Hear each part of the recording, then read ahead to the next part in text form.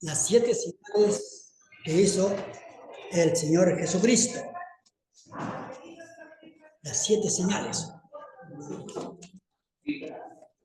Vamos a ir a Juan. La primera que vimos fue la boda de Caná. La primera señal. La boda de Caná, que están allí en el capítulo 2. Pero ahora vamos a ir al capítulo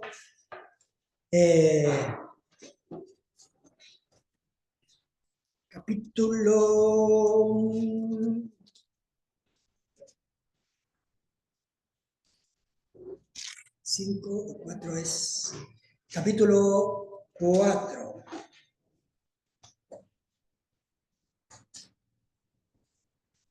En el capítulo 4 y el versículo 43.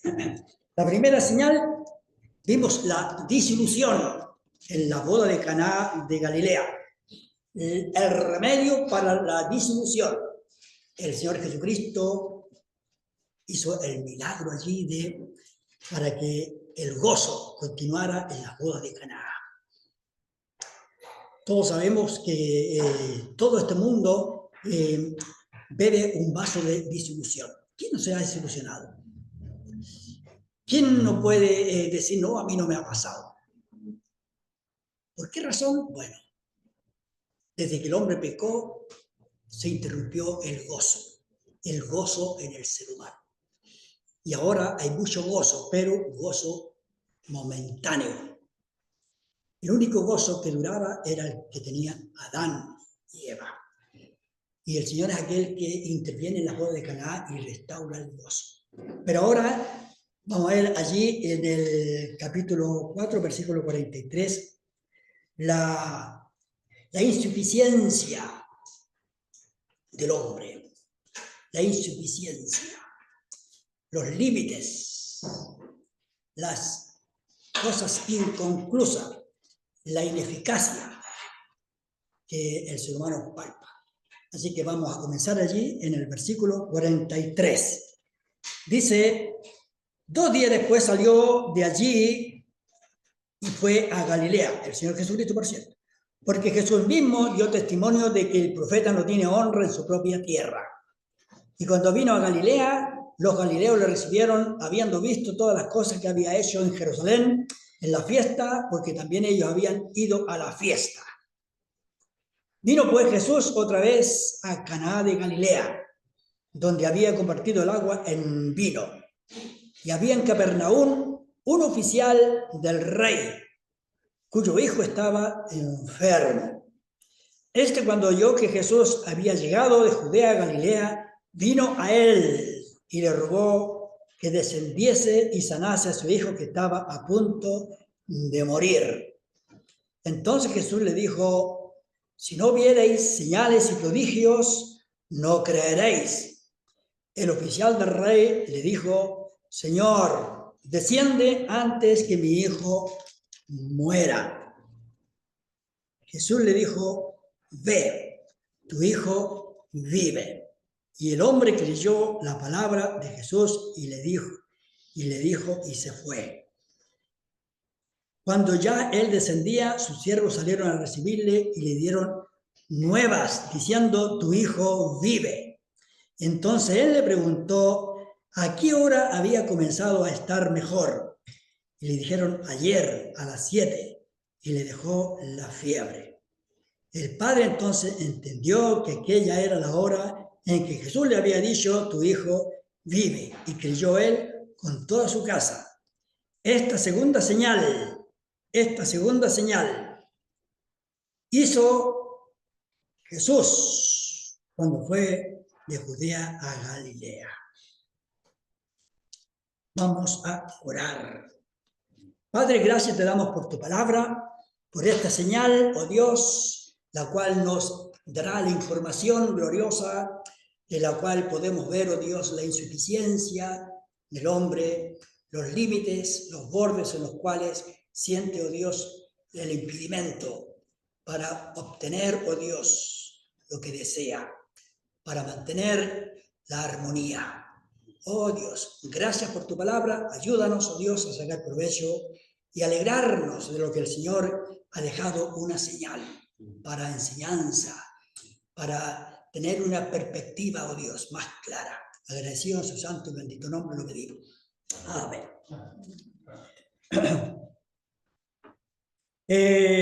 La primera señal fue en Capernaum. Y el Señor Jesucristo después fue a Jerusalén y ahora vuelve nuevamente a pasar por esta ciudad de Caná. Y en Caná, acuérdense que había hecho el milagro y se había difundido su fama. Porque una señal, ¿qué es lo que hace una señal? La señal nos marca un sendero. La señal nos marca algo extraordinario que nos cautiva y nos llama la atención. Así es que el Señor Jesucristo hace esta señal y comienza su testimonio de lo que Él había hecho. Este oficial del rey era un hombre importantísimo, era de Capernaum, y de Capernaum a Caná era más o menos como, algunos dicen, entre 25 a 30 kilómetros, otros dicen que era quizás hasta 40 kilómetros. O sea, conclusión, ¿hasta dónde había llegado lo que había dicho, lo que había hecho el Señor, la señal, hasta dónde llegó? Si eran 30 kilómetros, llegó esta señal, se transmitió de segunda mano, fue transmitiéndose. ¿Cómo llegó allí? Es lo maravilloso. Imagínense, por ejemplo, si yo hago aquí en Santa María, puede que llegue aquí en el entorno, alrededor. ¿Ah? Y ahora si, por ejemplo, hay un accidente, bueno, el accidente se da a conocer y se expande. Se expande y puede cruzar fuera de Santa María, fuera de San Felipe y posiblemente llegue hasta el informativo en la televisión. Pero esto había llegado, por lo menos de esos pocos días, hasta Capernaum. Había llegado, más de 30 kilómetros. Y es una de las cosas que a mí me llama la atención, los milagros del Señor Jesucristo, las señales del Señor Jesucristo, los temas del Señor Jesucristo, los sermones del Señor Jesucristo, los ministerios, nunca me han limitado a quedarme sin asombro. Siempre me llama la atención. Siempre me deja un sabor. Y vamos a ir viendo el acontecimiento, paso a paso. Dice la palabra, 46, vino pues otra vez a Caná de Galilea, donde había convertido el agua en vino, y había en Capernaum un oficial del rey cuyo hijo estaba enfermo. Lo primero que vemos, a un hombre, y da su identidad o su forma para distinguirlo. Era un oficial del rey, un importante hombre, un oficial del rey. Cargo muy bien pagado, muy bien remunerado y era muy importante. Lo otro que vemos, había una tremenda situación en este hombre. ¿Acaso su estatus social, acaso su característica que él tenía de codearse con estas importantísimas personas le ayudaría en este caso que tenía entre manos? No. Y eso nos enseña una de las cosas que podemos pensar nosotros.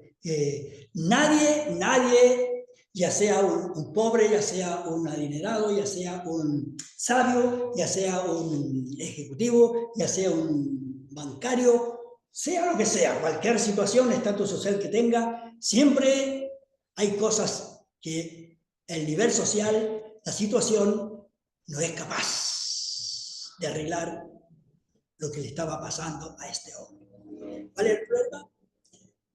Un hijo enfermo, dice. Un hijo enfermo. Y más abajo dice, estaba a punto de morir. ¿Qué ha pasado por ¿cómo es la situación con un hijo enfermo? ¿Cuál es el ambiente que se vive? ¿Cuáles son los fenómenos que pasan? Ya yo he experimentado, por ejemplo, tengo a mi madre enferma y veo los fenómenos que pasan cuando está una persona enferma. Se preocupa toda la familia. Hay situaciones inesperadas. Hay circunstancias en las cuales el enojo y la descoordinación entran a predominar. Y a veces puede hasta dividirse la familia. Porque este ambiente entra en una persona en tal situación y las personas se debilitan y muchas se deprimen y cuesta ponerse de acuerdo. Y muchas veces hay una gran situación desagradable. Es difícil. Cuidar a un enfermo no es fácil. Una de las cosas que a mí me sorprende, por ejemplo, hay un hermano en San Felipe que su mamita lleva cuidando a su mamá 10 años, 10 años, 10 años y ella está postrada en cama. 10 años cuidándole. Yo me maravillé. ¿Por qué razón? Cuidar a un enfermo no es fácil.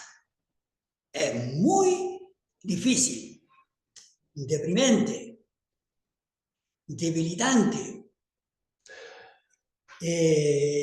Muchas veces pierde el control y muchas veces no encuentra respuestas. Y podríamos sugerir muchas cosas más que pasan en el ser humano. Imagínese este hombre, oficial del rey, con esto entre manos. Dice que vino a Jesús. ¿Por qué vino a Jesús?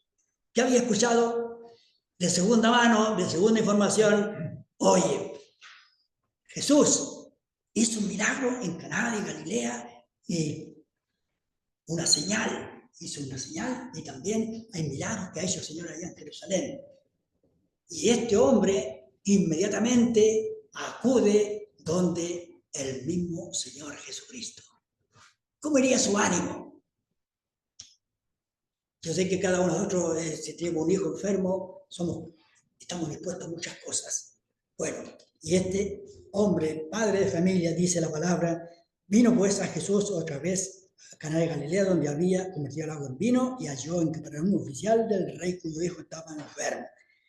Cuando oyó que Jesús había llegado de Judea a Galilea, vino a él y le rogó. Un oficial del rey, su carácter es dar órdenes, delegar, poder administrar y tener mucha gente bajo su mando, acostumbrado a tomar las razones y que otro las solucionara.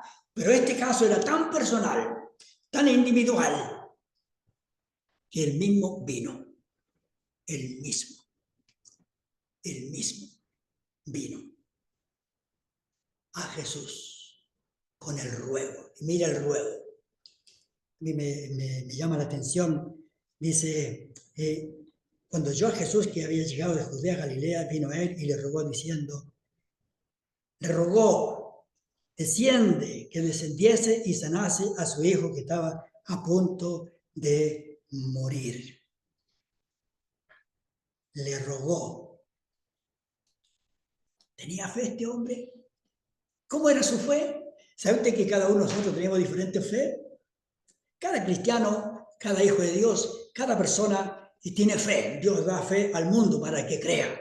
Es algo elemental. Cuando Dios hizo al hombre, lo diseñó para que tuviera fe, para que dependiera de su creador. Aquí está este hombre diciéndole al Señor, desciende, porque mi hijo está a punto de morir.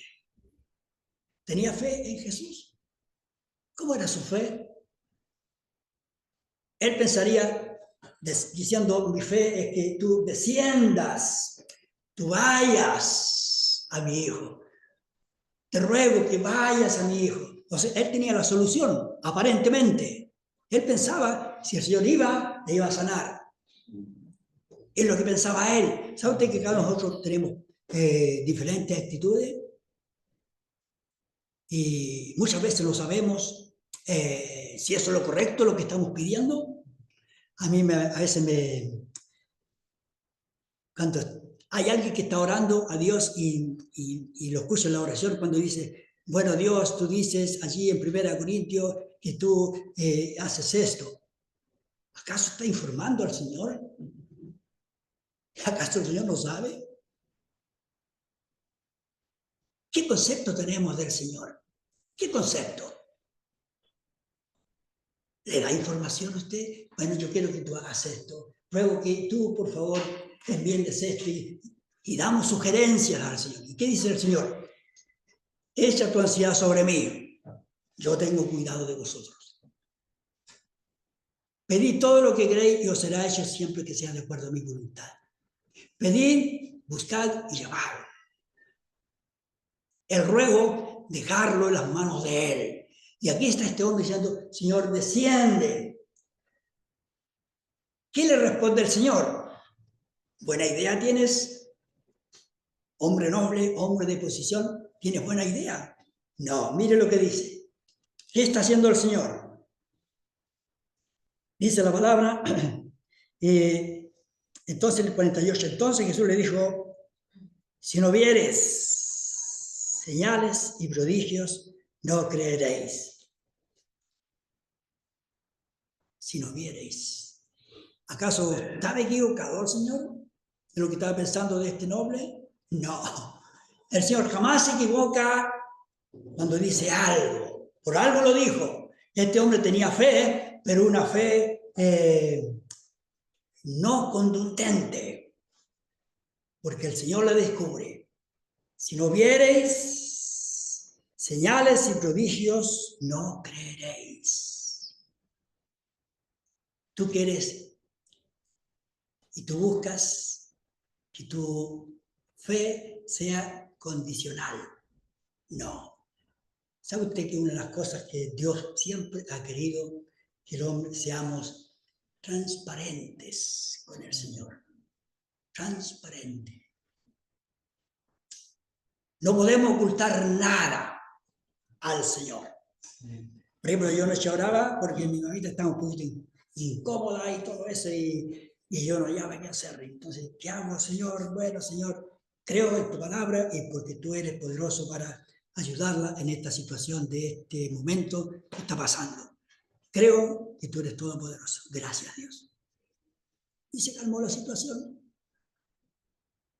No le dije al Señor, Señor, por favor, el remedio que le di, por favor, apura, Señor, el proceso. No.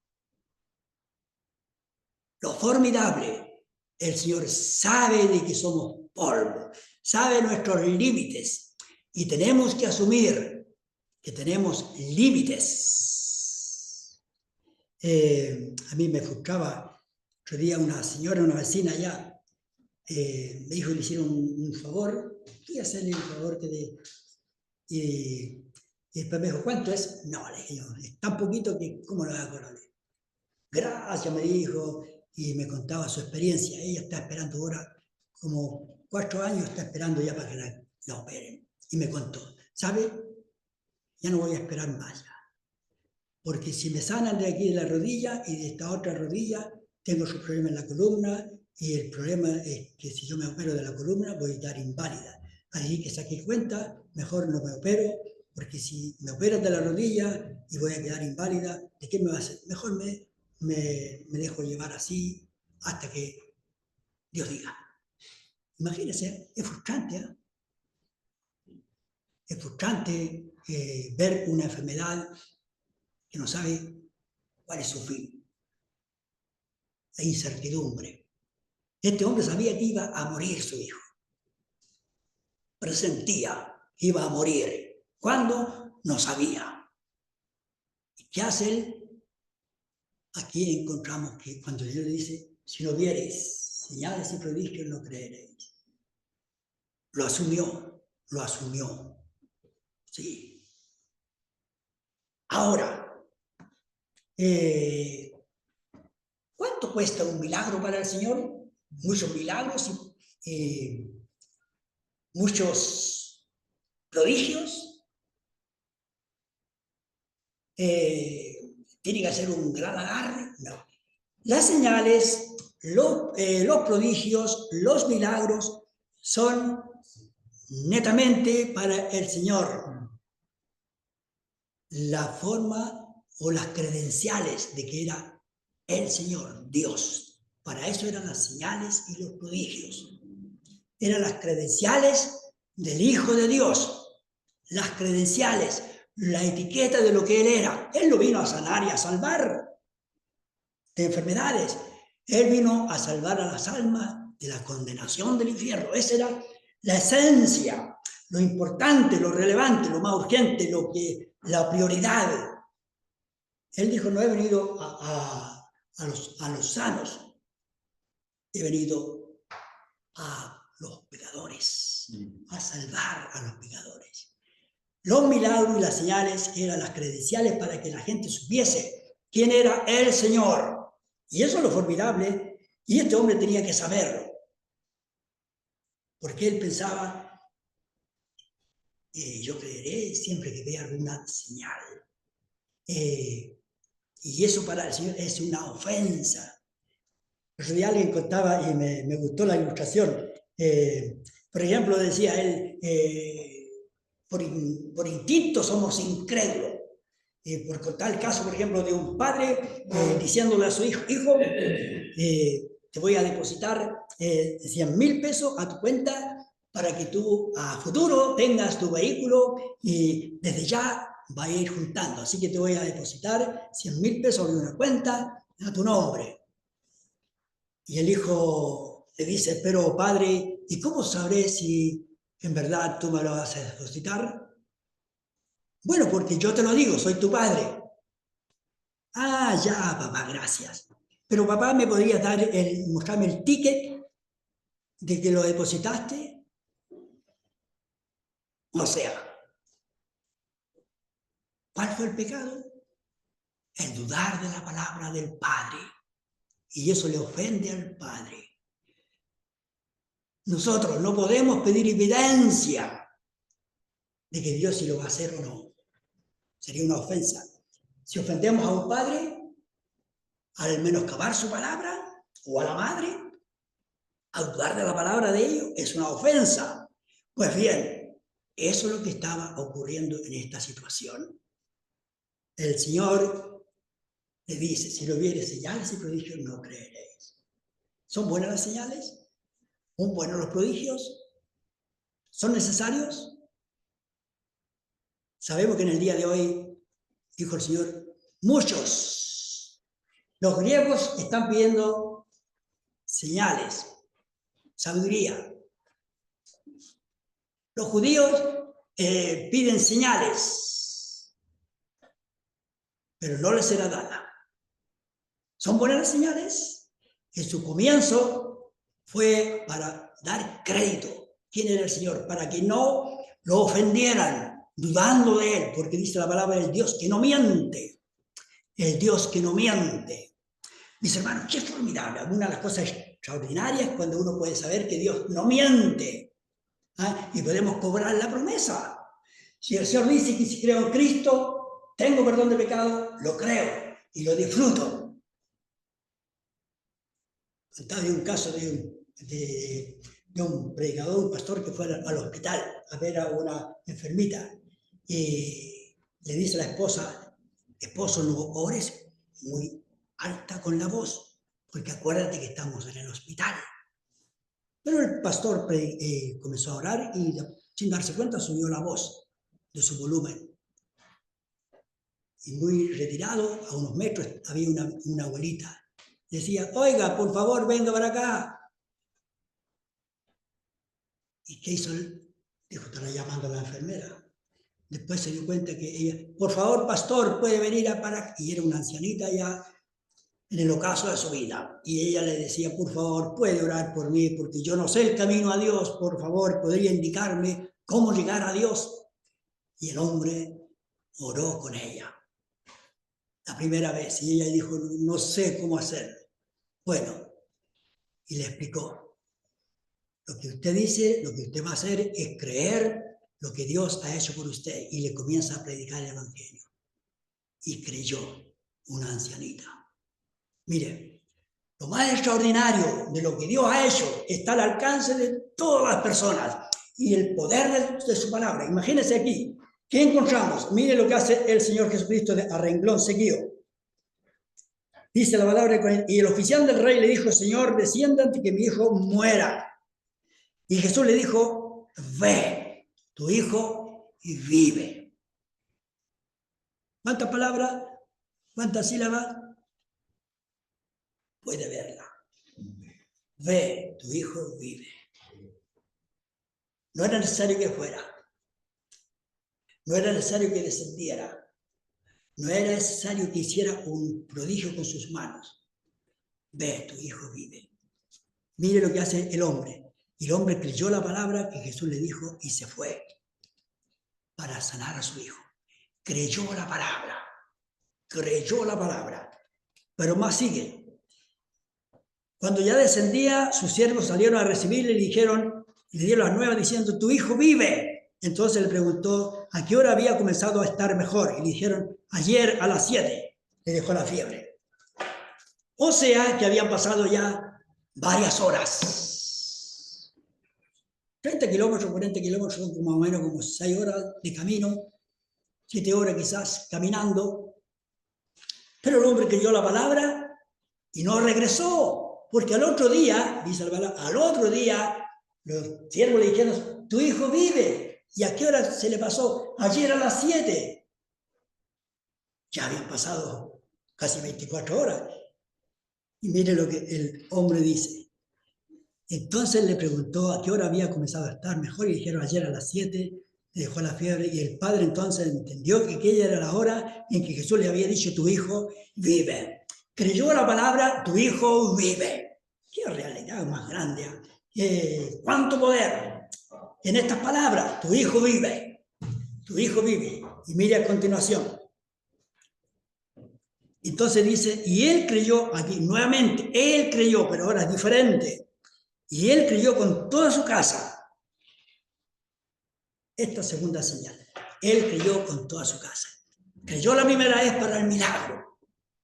Un milagro no de segunda mano. Había escuchado de segunda mano que Jesús había hecho milagros en Caná de Galilea. Y había escuchado en Jerusalén también que había hecho el Señor algunos milagros.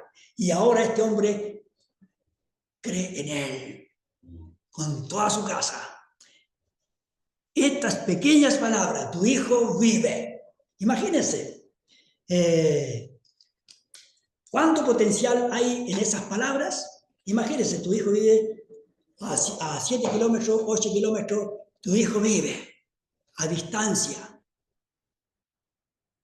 ¿Sabe usted que nosotros no podemos engendrar hijos por nuestra fe? No, nuestra fe tiene límite. La fe es personal. Yo no puedo salvar a mis hijos, me encantaría. Yo no puedo salvar a mis amigos, me encantaría. Yo no puedo salvar a mis hermanos, a mis hermanas. Pero Dios, la persona al creer la palabra de Dios, no lo que yo diga, la palabra de Dios, Dios responderá. Tu hijo vive. Imagínese, tu hijo vive. Palabras tan pequeñas, pero un tremendo poder para sanar al joven y para salvar a la familia. Esas pocas palabras pueden hacer tanto efecto, una señal, que hasta el día de hoy nosotros hablamos de esa señal. Tanto bien, y recorre con la misma vitalidad. Imagínense, toda la palabra de Dios, todo esto, todo este tremendo potencial está para nuestro beneficio. Jamás, jamás perderá su efectividad. La debilidad, lo difícil, la situación frustrante, la palabra de Dios solventó esta vida y toda la familia creyó en el Señor. ¿Cómo sería su situación ahora? Creyó en el milagro, pero ahora cree en Jesús. No es poca cosa creer lo que el Señor ha hecho por nuestra vida. ¿Cuánto hay en nosotros de la palabra de Dios? Dios ha puesto su espíritu en nosotros y su espíritu es aquel que transmite toda la evidencia de ese poder. El poder de la palabra actúa en nosotros. ¿Y qué debemos hacer nosotros? Disfrutar de primera fuente. El Espíritu Santo nos manda a creer en Cristo. Y inmediatamente surte en nosotros el efecto glorioso del poder de la palabra. Y un alma puede ser salva ahora. Si cree, puede ser salva. Qué tremendo, qué oportuno. Que no hay borde que puedan impedir esta efectividad de este poder de Dios. Hay fronteras que cierran la Biblia. La frontera en la Biblia para que no entre la Biblia. Pero ¿podrán detener el poder de la palabra de Dios? Imagínense aquí 7 kilómetros y el hombre ya sabía de segunda mano algo de Jesús. Ahora el mundo está informado por doquier. Todo lo esencial de Dios, aún en la tierra, aún en el cielo, aún la estrella, aún los animales, toda la vegetación habla de Dios, el poder de la palabra de Dios, eficacia, señales que están.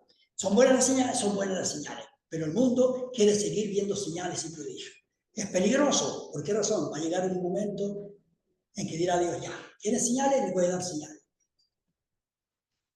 Y Satanás, en Apocalipsis ustedes pueden ver cuando Dios permite que Satanás, el anticristo, haga milagros, haga señales para engañar. Y engañará a muchos. Y una de las señales más peligrosas que hará descender fuego del cielo. Imagínense que un mago diga ya, bosque, enciende, quémate y caigas fuego del cielo. Y el mundo quedará, pero exaltado en exclamación. Bueno, ¿quieren señales? Son buenas señales, pero las de Dios. Hay señales de engañosas, peligrosas. Cuidado. Las 7 señales que encontramos en la Biblia son extraordinariamente hechas por Cristo. Muchos falsos se levantarán, pero no son señales de Cristo. Vamos a orar. Padre, gracias por tu palabra, gracias por el Señor Jesucristo, gracias por la evidencia de su poder, gracias por la prisa de la palabra tuya que es tan precisa y oportuna, oh Dios, que puede tomar un frágil cuerpo ya deteriorado, totalmente en situación agonizante y recuperarla. Quitar, oh Dios, la fiebre, quitar, oh Dios, la infección y hacerla totalmente saludable. Oh Dios, es el poder de tu palabra sin ningún sustento humanitario, con la gracia, el poder en las manos de Cristo. Agradecido en su santo y bendito nombre. Amén.